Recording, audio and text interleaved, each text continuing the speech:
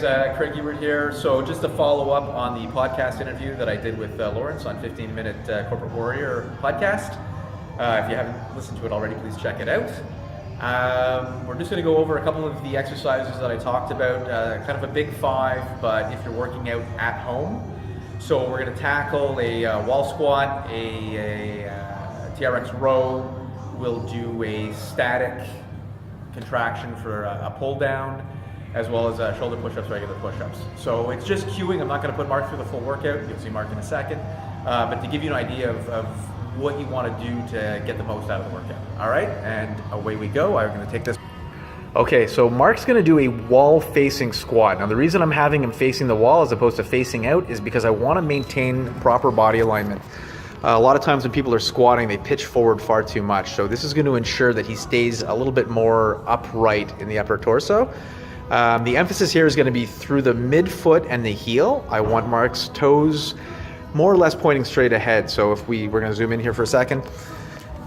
His knee alignment, so when you're doing it, I want to see the knee track more or less with the middle toe. Okay, so down here. So we want to see this kind of alignment here.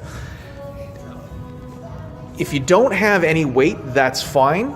I'm going to let Mark hold a kettlebell as a counterbalance to maintain the position. If you have something at home, even a water bottle, something that weighs 15, 20 pounds, it could be a dumbbell, it could be, well, I'm not a child.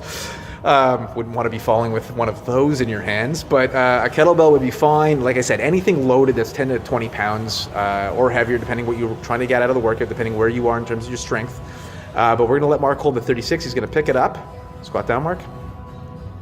Okay, so whatever you're holding, I would prefer it up in that position, racked closer to the chest. A couple of things. Mark's going to start his descent now. Mark, you're going to go for about a 5 to 10 seconds. Slow, slow, slow, slow, slow. When he comes down, he's going to stick his butt out. He's going to pull the shoulder blades back. So we're going to look right in here. Okay, so we're going to keep that retracted. We're going to keep this position here. As he pushes, the emphasis is to push the ground away. So here we go. Back up.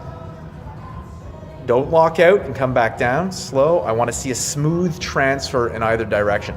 So I'm not too uptight in terms of, that's it, in terms of, the 5 seconds or 10 seconds. I just want a constant cadence and I want to see a nice smooth transition. Do not lock out. Stop there, Mark, and bring it down.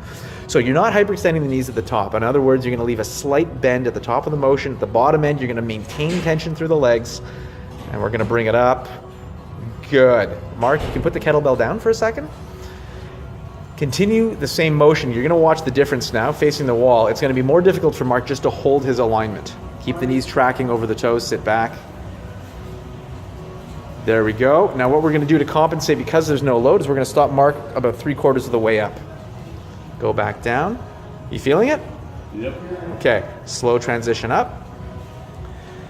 To make it more difficult, we just play around in the harder ranges of motion, okay?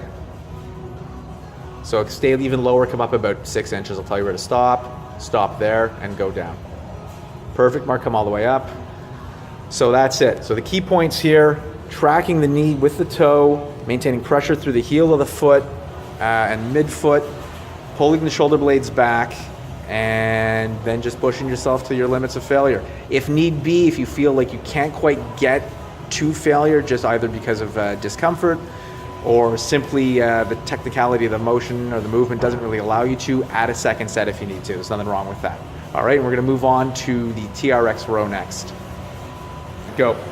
Okay, so next up, we're going to do a TRX row. Now listen, if you're training at home, spend the money and pick yourself up some kind of suspension strap. It just gives you a lot more options in terms of your training.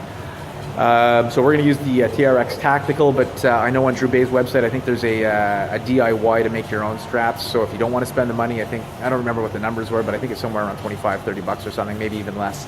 So you can make your own if you're somewhat handy. I am not handy, and therefore I will spend the extra money for the knowledge that my TRX suspension strap is going to hold. All right, if I do it myself, chances are it'll snap. So what we're going to do is, in terms of figuring out positioning, I have the anchor at the top, so I'm going to show you here. Mark, walk forward. The easiest way to figure out positioning on a consistent basis with this is simply to take steps back. So I'm going to have Mark for today take 2 steps backwards. 1, 2, those are big steps. I was thinking more heel, toe to heel, Mark. 1, 2, there we go. Okay. He's going to squat down. He's going to lean back. Fine, Dan. Okay, straighten your legs. Make sure your area is clear behind you for obvious reasons. All right, one of the problems I usually see with this is a flared rib cage overextension through the thoracic spine. So what we want, just watch me here, this is Mark's rib cage. I want to make sure his rib cage is floating neutral. It's not Mark exaggerated by pushing this up, so arching through here.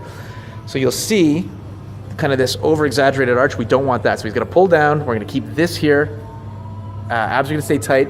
Shoulder blades are going to pull. So I want to see this. It's not the greatest filming here, guys. I'm sorry, but I want to see the shoulder blades pulling down, butt slightly below the shoulders. Drop your butt. There. From this position, he's going to slowly engage, pulling up.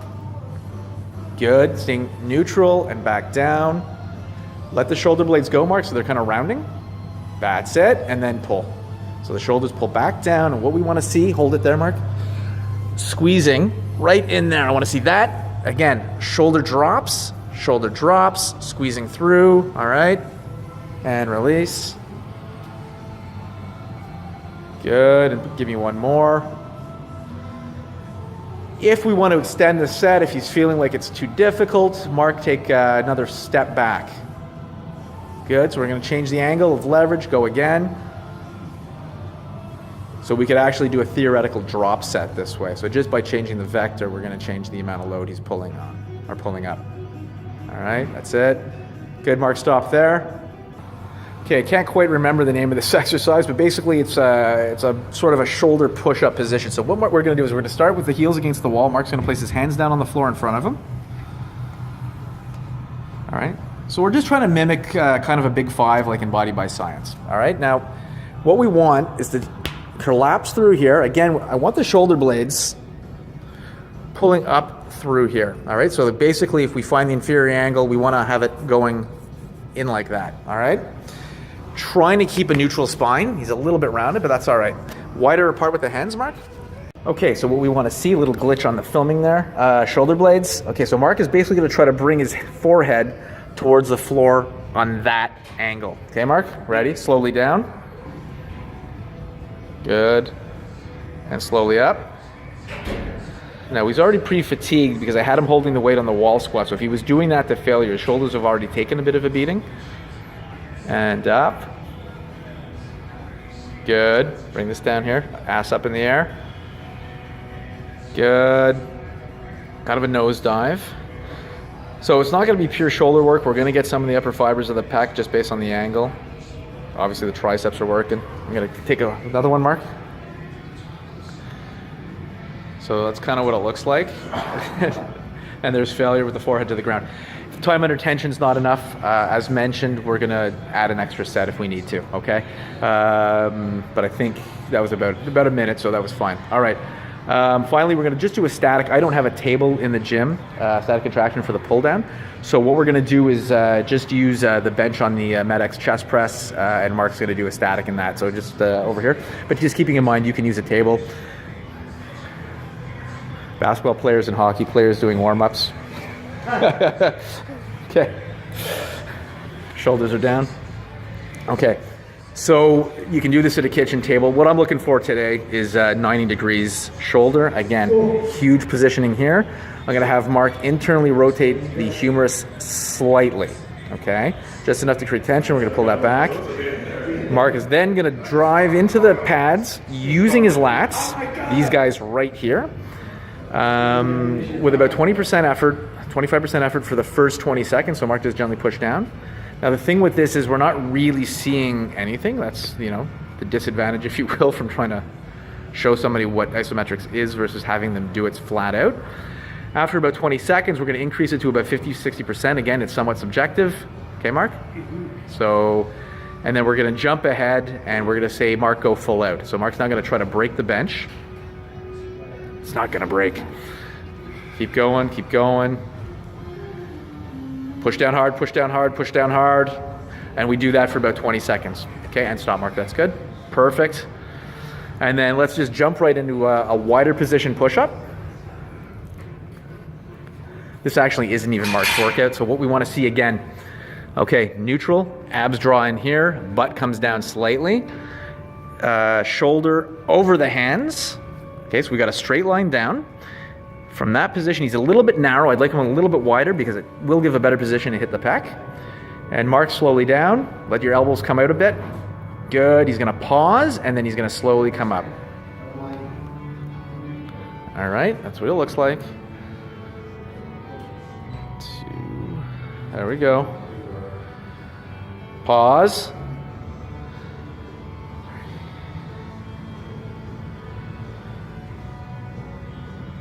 That's it.